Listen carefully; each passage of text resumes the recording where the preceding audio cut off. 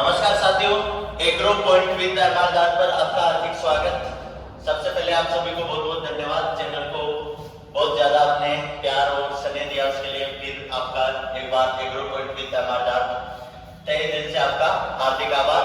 अब आज अपन बात करेंगे, एक न्यू वीडियो लेके आए जिसमें आपका है बहुत इंपॉर्टेंट और 2 ट्यूशन लगभग उस चैप्टर से हमेशा एग्रीकल्चर सुपरवाइजर में आते हैं और वो है मृदा जल। ये चैप्टर आपके 2 ट्यूशन हमेशा लेके आएगा। यहाँ सिर्फ आपके इसी चैनल के ऊपर जो इंपॉर्टेंट ट्यूशन है वो ही डाले जाएंगे।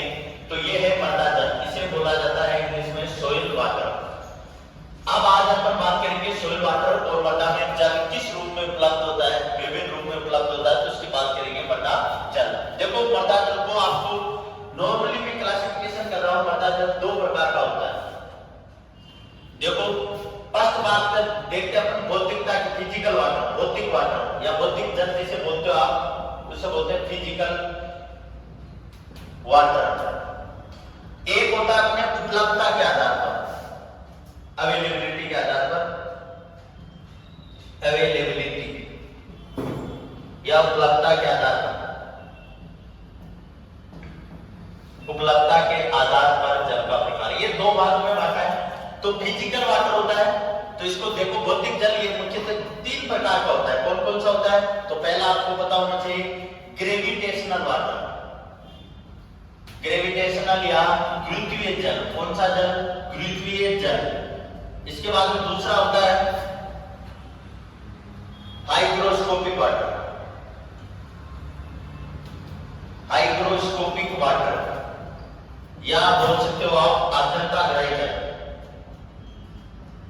थर्ड नंबर का जो जल प्रकार पाया जाता है वो होता है अपने कैपिलरी वाटर, कैपिलरी वाटर या इसे बोल सकते हो आप केशिका या केशिका जल। ये हो गया आपके फिजिकल वाटर या भौतिक जल के 3 प्रकार होते हैं, गुरुत्वीय जल, आर्द्रता ग्राही जल और केशिका जल। इसके बाद में अपन उपलब्धता के आधार पर देखते हैं तो ये भी 3 प्रकार का होता है, अवेलेबल वाटर, अवेलेबल, दूसरा होता है अनअवेलेबल, अनअवेलेबल और थर्ड नंबर का होता है सुपरफ्लो, सुपरफ्लो वाटर। 3 प्रकार का वाटर होता है। उपलब्धता के आधार पर, अवेलेबिलिटी के आधार पर 3 प्रकार का होता है, अवेलेबल वाटर, अनअवेलेबल वाटर और सुपरफ्लो वाटर। तो आपने देखा कि मृदा जल का क्लासिफिकेशन क्या, भौतिक जल या गुरुत्वीय जल, उसके बाद में हाइग्रोस्कोपिक, आर्द्रता ग्राही जल और केशिका जल। अवेलेबिलिटी के आधार पर 3 प्रकार का होता है। इसे बोल सकते हो आप उपलब्ध जल, अनुपलब्ध जल, अनअवेलेबल को क्या बोलते हो अनुपलब्ध जल और सुपरफ्लो को सुपरफ्लो जल। अब देखो इसकी ये नॉर्मल बात हो गई आपके मृदा जल को क्लासिफिकेशन। अब जो क्वेश्चन पूछा जाता है इसको, इस क्वेश्चन को मैं आपको एक स्केल से समझा रहा हूं, या नोट कर लो। इसके बाद में आपको स्केल से तुरंत समझा रहा हूं मैं, इसमें किस प्रकार से क्या याद रखना है।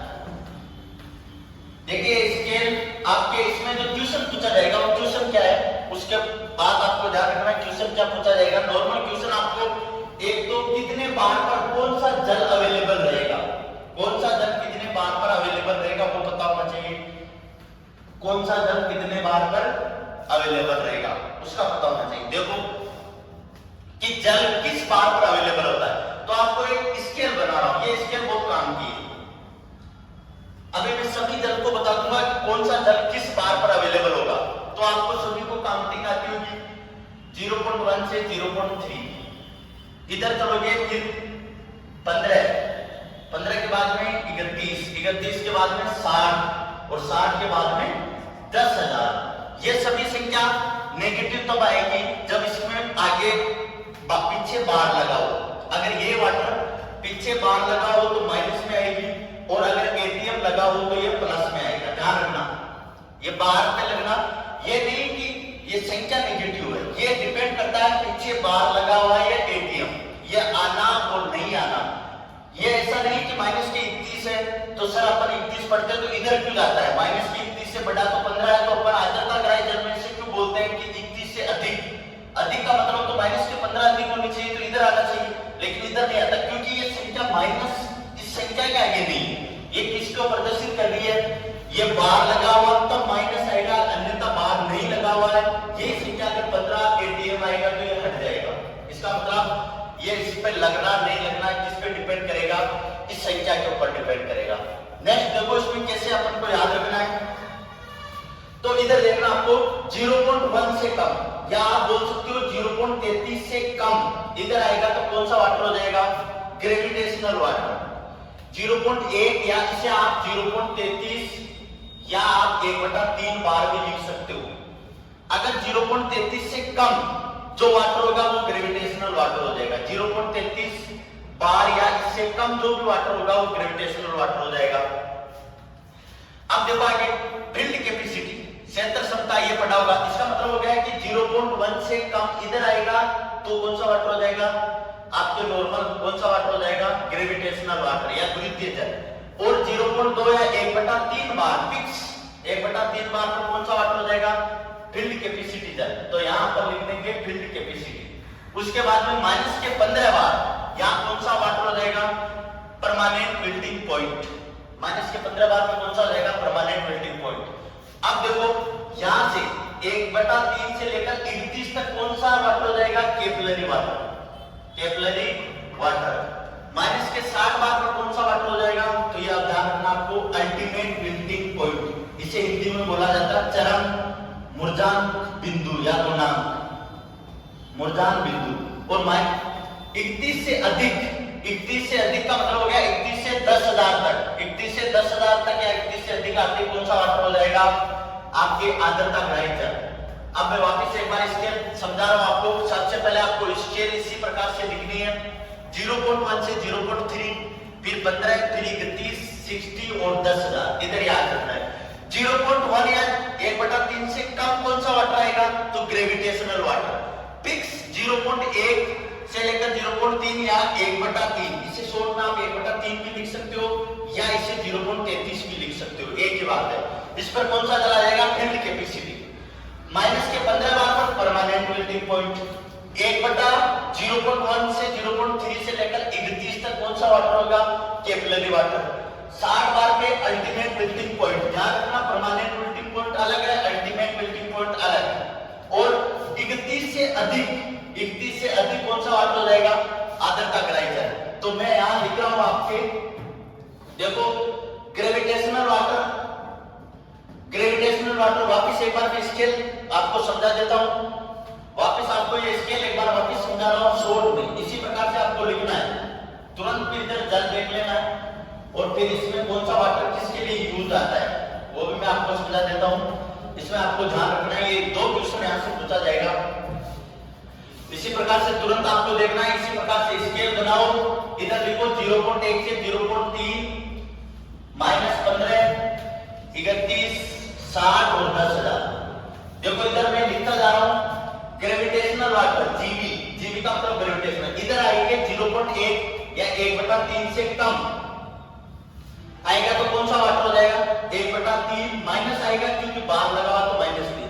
अब आपको पूछे कि परमानेंट मेल्टिंग पॉइंट कितना, तो इससे कम आते, इधर आते तो ग्रेविटेशनल वाटर। इसके बाद में दूसरा फील्ड कैपेसिटी। तो फील्ड कैपेसिटी कितने पे होगा, फिक्स, ना तो कम और ना ज्यादा। तो फील्ड कैपेसिटी 0.1 से 0.3 बार पर, ये हो गया आपके फील्ड कैपेसिटी 0.1 से 0.3। फिर परमानेंट मेल्टिंग पॉइंट, तो परमानेंट मेल्टिंग पॉइंट ये हो गया परमानेंट मेल्टिंग पॉइंट। कहां से, फिक्स -15 बार पर। तो -15 बार, माइनस क्यों आया, क्योंकि पीछे बार लगा हुआ है इसलिए माइनस आ गया। फिर अपन देख रहे हैं कैपिलरी वाटर। फिर कौन सा वाटर हो गया, कैपिलरी वाटर। तो कैपिलरी वाटर कहां से कहां तक होगा, 0.1 से लेकर 31 तक। 0.1 से लेकर 31 तक कौन सा वाटर, केशिका जल। तो ध्यान रखना, आपको पूछ ले कि कैपिलरी वाटर कितने बार पर अवेलेबल होगा, तो 0.1 से या 1/3 से लेकर 31 बार के मध्य जो जल पाया जाता है उसे केशिका जल कहते हैं। तो कैपिलरी वाटर कितने पर होगा, 0.1 या 1/3 से लेकर 31 बार तक कौन सा वाटर हो जाएगा, कैपिलरी वाटर। फिर आपके अल्टीमेट मेल्टिंग पॉइंट, ये कितने बार पर होगा, -60 बार, -60 बार। फिर आता आपके हाइग्रोस्कोपिक वाटर। कौन सा, हाइग्रोस्कोपिक वाटर, ये कितने पर होगा, तो 31 से अधिक, 31 से लेकर 10,000 बार तक कौन सा वाटर आएगा, हाइग्रोस्कोपिक वाटर। तो ये आपको स्केल समझ में आनी चाहिए। अब एक क्वेश्चन आता है कि अवेलेबल वाटर किस किस के मध्य होता है। अपन उधर उपलब्धता के आधार पर 3 लिखे थे, अवेलेबल वाटर और अनअवेलेबल अवेलेबल वाटर किस किस के, तो ध्यान दे फील्ड कैपेसिटी और परमानेंट मेल्टिंग पॉइंट यानी 1/3 से लेकर 15 बार के मध्य यहाँ पाया जाता है अवेलेबल वाटर। तो आपको पूछ ले अवेलेबल वाटर किस किस के मध्य होता है, अवेलेबल या उपलब्ध जल किस किस के मध्य बताए, तो आप क्या बताओगे फील्ड कैपेसिटी व परमानेंट मेल्टिंग पॉइंट के मध्य यानी 1/3 से लेकर -15 बार के मध्य कौन सा जल पाया जाता है, फील्ड कैपेसिटी और परमानेंट मेल्टिंग पॉइंट के मध्य अवेलेबल वाटर पाया जाता है। फिर सर अनअवेलेबल वाटर जैसे ही -15 बार से अधिक जाएगा, -15 बार से अधिक अनअवेलेबल वाटर, और सुपर फ्लो वाटर कितना होता है, तो इसी को ग्रेविटेशनल वाटर को सुपर फ्लो बोलते हैं, यानी 1/3 बार से कम या 0.1 से कम अगर वाटर जाता है तो कौन सा हो जाएगा, super flow water.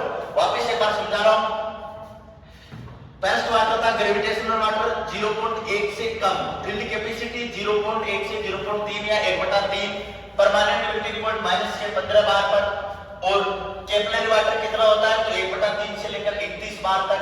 Ultimate melting point कितने तो होता है, तो -60 बार पर। फिर आता है अपना हाइड्रोस्कोपिक वाटर 31 से 10,000 बार तक। ये आपको समझ में आ गई होगी। अब मैं डायरेक्ट आपको थ्योरी में बता देता हूँ किस प्रकार कौन सा जल है, तुरंत आपको ये आप नोट कर लेना, इसी तरह से लिखना आपको। अब देखो कौन सा जल किस प्रकार है, डायरेक्ट आपको बता रहा हूं मैं, इसी प्रकार से आपको याद रखना है। तुरंत अभी पूरा कंप्लीट 30 मिनट का वीडियो होगा, उसमें सब कंप्लीट हो जाएगा।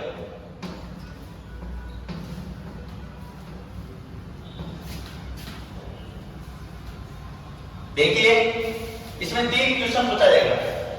एक तो आपको डायरेक्ट इस प्रकार से इंडेक्स बना लो और फिर आपको उधर वाटर की कंडीशन, ये तो आपको याद रखनी है। पहले देखो इधर वाटर जल और इधर आपको उसका बार या वायुमंडलीय दाब, ये इंडेक्स बनानी है आपको शॉर्ट में बिल्कुल। तो बताओ गुरुत्वीय जल होता है, गुरुत्वीय जल तो ये कितने पर पाया जाता है, 0.33 से कम वायुमंडलीय दाब पर। फिर आता है फील्ड कैपेसिटी या आपके, तो ये 1/3 बार पर, -1/3 बार। फिर आता है आपके परमानेंट मेल्टिंग पॉइंट, ये कितने बार पर, -15 बार। फिर आता है आपके कैपिलरी वाटर, कौन सा वाटर, कैपिलरी वाटर, और ये कैपिलरी वाटर कितने पर पाया जाता है, बिल्कुल आपको ध्यान रखनी है, 1/3 से लेकर -31 बार तक, -31 बार तक कैपिलरी वाटर। फिर पाया जाता है अल्टीमेट मेल्टिंग पॉइंट, ये कितने पे, -60 बार पर। और इसके बाद में पाया जाता है हाइग्रोस्कोपिक वाटर, हाइग्रोस्कोपिक वाटर, और ये हाइग्रोस्कोपिक वाटर आपके 31 से अधिक, 31 से लेकर 10,000 बार तक, ये ध्यान रखना है। इसके बाद में एक पीएफ वैल्यू और आती है, पीएफ वैल्यू, पीएफ का मतलब होता है जो सरफेस या जल की सतह से free of water, force of potential. PF का मतलब क्या होता है, फोर्स ऑफ पोटेंशियल, ये ध्यान रखना है। तो पीएफ वैल्यू आपको एक तो फील्ड कैपेसिटी की याद रखनी है, परमानेंट मेल्टिंग पॉइंट की, और एक हाइग्रोस्कोपिक की, 3 की ही आपको पीएफ वैल्यू रख लेना है। इसकी होती है 2.54, परमानेंट मेल्टिंग पॉइंट की होती है 4.18 या पोस्टर में आप 4.2, और हाइग्रोस्कोपिक की कितनी होती है 4.5। ये जान के 3 की ही पीएफ वैल्यू आपको पूछेगी। ये 2.54, 4.2 किसकी होती है, परमानेंट मेल्टिंग पॉइंट की, और एक अपने हाइग्रोस्कोपिक की 4.5, 3 की पीएफ वैल्यू आपको याद रखनी है। और ये आपको कि गुरुत्वीय जल कितने से, तो 0.33 से कम गुरुत्वीय जल होता है। फील्ड कैपेसिटी क्या होती है, -1/3 बार पर। और इसके बाद में अवेलेबल वाटर, अवेलेबल वाटर -1/3 से लेकर -15 बार के मध्य कौन सा वाटर होगा, अवेलेबल वाटर। फिर होता है अनअवेलेबल वाटर, तो अनअवेलेबल -15 बार से अधिक कौन सा वाटर हो जाएगा, अनअवेलेबल वाटर। और सुपर फ्लो तो ये हो गया। तो ये इंडेक्स आपको याद रखनी है। फिर बताना गुरुत्वीय जल 0.33 से कम, फील्ड कैपेसिटी -1/3 बार, परमानेंट मेल्टिंग पॉइंट -15 बार, कैपिलरी वाटर -1/3 से 31 बार, अल्टीमेट मेल्टिंग पॉइंट -60 बार, हाइग्रोस्कोपिक 31 से अधिक या 10,000, अवेलेबल वाटर -1/3 से 15 बार, और अनअवेलेबल -15 बार से अधिक। इसकी PF value, field capacity PF value होती है 2.54, परमानेंट मेल्टिंग पॉइंट की 4.18 या 4.2, उसके बाद में हाइग्रोस्कोपिक की 4.5। ये आपको याद रखनी है। अब इसके बारे में बता देता हूं कौन से वाटर को क्या ये भी क्वेश्चन पूछ लिया जाता है नॉर्मली, तो ये आपको ध्यान रखना है। टाइम नहीं है, बहुत शॉर्ट में समझा दिया आपको, बिल्कुल शॉर्ट तरीके से। पीएफ वैल्यू और किस वायुमंडलीय दाब पर पाया जाता है, ये ध्यान रखिए। तो देखो, अगर आपको पूछ लिया जाए नॉर्मली कि कौन सा कितना होगा, फर्स्ट होता है गुरुत्वीय जल। क्या होता है गुरुत्वीय जल, किसे कहते हैं? तो ये ध्यान रखना है, इसमें कौन से पोर स्पेस पाए जाते हैं, ये पोर स्पेस आपको ध्यान रखना है। तो इसमें मैक्रो पाए जाते हैं या माइक्रो, तो ध्यान रखना है इसमें बड़े छिद्र पाए जाते हैं, मैक्रो पोर्स पाए जाते हैं, बड़े रंध्र पाए जाते हैं। तो पहली बात, बड़े रंध्र पाए जाते हैं। क्या ये जल प्लांट पौधे को उपलब्ध होता है? क्या ये जल पौधे को उपलब्ध नहीं होता है, ये लिखते जाना, ये जल पौधे को उपलब्ध नहीं होता है। फिर क्या होता है, ये इसे फ्री वाटर नहीं कहते हैं, ग्रेविटेशनल वाटर या फ्री वाटर। फ्री वाटर क्यों कहते हैं? क्योंकि इसमें बड़े रंध्र होते हैं, तो ग्रेविटेशनल फोर्स या गुरुत्वीय बल के द्वारा बड़े रंध्र से होते हैं नीचे चला जाता है, इसलिए प्लांट को अवेलेबल नहीं होता है। तो ये गुरुत्वीय जल कितने वायुमंडलीय दाब पर होता है? तो आपको सभी को पता है 0.33 से कम वायुमंडलीय दाब पर ये अवेलेबल होता है। उसके बाद फील्ड कैपेसिटी।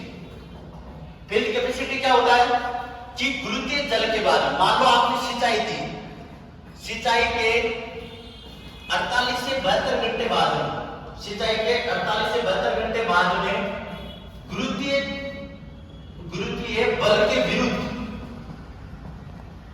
गुरुत्वीय बल के विरुद्ध जो जल बचता है, जो जल बचता है उसे फील्ड कैपेसिटी कहते हैं या क्षेत्र क्षमता कहते हैं। क्षेत्र क्षमता किसे कहते हैं? आपने सिंचाई दी 48 से 72 घंटे बाद में, जितना वाटर ग्रेविटेशनल फोर्स के द्वारा नीचे जाना चाहता था वो चला गया। अब जो जल बचा है, यानी गुरुत्वीय बल के विरुद्ध जो जल बचा है, उसे ही अपन फील्ड कैपेसिटी कहते हैं। फील्ड कैपेसिटी का मापन कितने घंटे बाद में करना चाहिए? तो 48 से 72 घंटे बाद में, ठीक है। फील्ड कैपेसिटी को क्या कहते हैं? Upper limit of water. ये वेरी वेरी इंपॉर्टेंट है। फील्ड कैपेसिटी को क्या कहते हैं? अपर लिमिट ऑफ वाटर, जल की ऊपरी सीमा। इसका मतलब यहाँ 100% जल उपलब्ध होता है, यहाँ 100% जल उपलब्ध होता है। तो ये ध्यान रखना आपको। क्या क्या कहते हैं? 48 से 72 घंटे बाद गुरुत्वीय बल के विरुद्ध जो जल मृदा में जल बचता है या मृदा बचता है उसे फील्ड कैपेसिटी कहते हैं। इसे अल्टीमेट मेल्टिंग पॉइंट कहते हैं। ये 100% जल उपलब्ध होता है, यानी यहाँ पर 100% जल उपलब्ध होता है। फील्ड कैपेसिटी कितने घंटे बाद में लेनी चाहिए? 48 से 72 घंटे बाद में। ये कॉमन सेंस की बातें हैं। इसके बाद में आगे नेक्स्ट अपन देखते हैं परमानेंट मेल्टिंग पॉइंट। नेक्स्ट किसकी बात करेंगे? परमानेंट मेल्टिंग पॉइंट की। बस 5 मिनट और है, 5 मिनट में कंप्लीट हो जाएगा जो काम किए है, आपको ध्यान रखना है। पहले होता है परमानेंट मेल्टिंग पॉइंट, कितने बार पर अवेलेबल होता है? माइनस के 15 बार। रट के रखना, वेरी वेरी क्वेश्चन यहीं से आएगा। क्वेश्चन इसी परमानेंट मेल्टिंग की खोज किसने की? तो ध्यान रखना, ब्रिग्स व सनटाइम। एक क्वेश्चन आता है परमानेंट मेल्टिंग पॉइंट का इंडिकेटर। ये बातें वेरी है, वेरी वेरी वेरी चैप्टर की यही है सबसे ज्यादा permanent melting point. Permanent melting point का सूचक पौधा कौन सा है? ये भी क्वेश्चन आता है। सूचक पौधा तो आपको बताना है सूरजमुखी। कौन सा मुखी? सूरजमुखी। परमानेंट विल्टिंग पॉइंट दो प्रकार की होती है, इसी को ही विल्टिंग कोफिशिएंट, इसी को और क्या कहते हैं? विल्टिंग कोफिशिएंट भी कहते हैं। विल्टिंग कोफिशिएंट, विल्टिंग कोफिशिएंट का मतलब होता है मुरझान गुणांक। तो यहां पे क्या होता है? दो प्रकार के होते हैं, अल्टीमेट विल्टिंग पॉइंट यानी टेम्परेरी विल्टिंग पॉइंट और परमानेंट विल्टिंग पॉइंट। टेम्परेरी में क्या होता है? टेम्परेरी सिंचाई देने के बाद पौधा मुरझान अवस्था से बाहर आ जाता है, जबकि परमानेंट विल्टिंग पॉइंट में मुरझान अवस्था से बाहर नहीं आता है। यहाँ पौधा मुरझान अवस्था से बाहर आ जाएगा और परमानेंट में मरेगा नहीं। ध्यान रखना, बहुत सारे यहाँ परमानेंट में खत्म हो जाता है। प्लांट मरता अल्टीमेट विल्टिंग पॉइंट पे, यहाँ प्लांट मरेगा नहीं, लेकिन मुरझान अवस्था से बाहर भी नहीं आएगा। तो ये बात ध्यान रखनी है। परमानेंट विल्टिंग पॉइंट को और क्या कहते हैं? तो परमानेंट को लोअर लिमिट ऑफ वाटर कहते हैं। लोअर लिमिट ऑफ वाटर, ये भी ध्यान रखना है। लोअर लिमिट ऑफ वाटर किसे कहते हैं? परमानेंट विल्टिंग पॉइंट को। ये इस परमानेंट विल्टिंग पॉइंट में 4-5 बातें ध्यान रखनी है। ब्रिग्स और सनटाइम के द्वारा इंडिकेटर प्लांट सूरजमुखी दो प्रकार की होती है। परमानेंट विल्टिंग कोफिशिएंट जिसे कमांड से दो प्रकार की होती है, टेम्परेरी विल्टिंग पॉइंट या परमानेंट विल्टिंग पॉइंट। टेम्परेरी में क्या होता है कि मुरझान अवस्था से बाहर आ जाता है सिंचाई देने पर, जबकि परमानेंट में मृदावस्था से बाहर नहीं आता लेकिन प्लांट मरता भी नहीं। तो ये बात हो गई। अब अपना आता है कैपिलरी वाटर। नेक्स्ट कौन सा वाटर आएगा? Capillary water. तो ये भी देख लो कैपिलरी वाटर में क्या है। पौधे को जो उपलब्ध जल होता है वो कैपिलरी वाटर ही होता है। कौन सा जल होता है? Capillary water. तो ये ध्यान रखना आपको, उपलब्ध या कैपिलरी केशिका जल, केशिका जल। तो बताओ कौन से छिद्र में पाया जाता है? तो ये ध्यान रखना इसमें आपके कौन से छिद्र में होता है? छोटे रंध्रों में या माइक्रो छोटे रंध्र में पाया जाता है। ये बात ध्यान रखना है। और ये जल पौधे को उपलब्ध होता है। ये जल पौधे को उपलब्ध होता है। ये जल पौधे को उपलब्ध होता है। इसका मतलब आपको पूछे कि कौन सा जल पौधे को उपलब्ध होता है, तो केशिका जल पौधे को उपलब्ध होता है। कितने बार पर पाया जाता है? 1/3 से लेकर 31 बार के मध्य पाया जाता है। कौन से रंध्र में पाया जाता है? छोटे रंध्र में। और कौन सा जल उपलब्ध होता है? ध्यान रखना केशिका जल पौधे को उपलब्ध होता है। इसके बाद में आर्द्रताग्राही जल। आर्द्रताग्राही जल कितने बार पर? -31 बार से अधिक पाया जाता है। और ये जल पौधे को उपलब्ध नहीं होता है। ये जल पौधे को उपलब्ध नहीं होता है। और ये जल किस रूप में पाया जाता है? ध्यान रखना, ये जल वाष्प रूप में पाया जाता है। वाष्प रूप में बहुत बार पूछा जाता है। और ये जल कौन सा? आर्द्रताग्राही जल। ये जल मृदा सूक्ष्म जीव के लिए लाभकारी होता है। मृदा सूक्ष्म जीव के लिए लाभकारी होता है। बस ये ध्यान रखना, केशिका जल हो गया, ये जल पौधे को इतने बार पर होता है। इसके बाद में अवेलेबल वाटर। अवेलेबल वाटर किस किस के मध्य पाया जाता है? तो ये भी आपको ध्यान रखना है। फील्ड कैपेसिटी व परमानेंट मेल्टिंग पॉइंट, इसका बात का ध्यान रखना है। ओके, यहां तक ये कंप्लीट आपको डिस्क्राइब किया है। करके कैसे लगे वीडियो? और भी कुछ इसमें कमी रह जाए तो कमेंट्स करें और ज्यादा से ज्यादा इसको शेयर कर दें। Okay, thank you, see you, take care.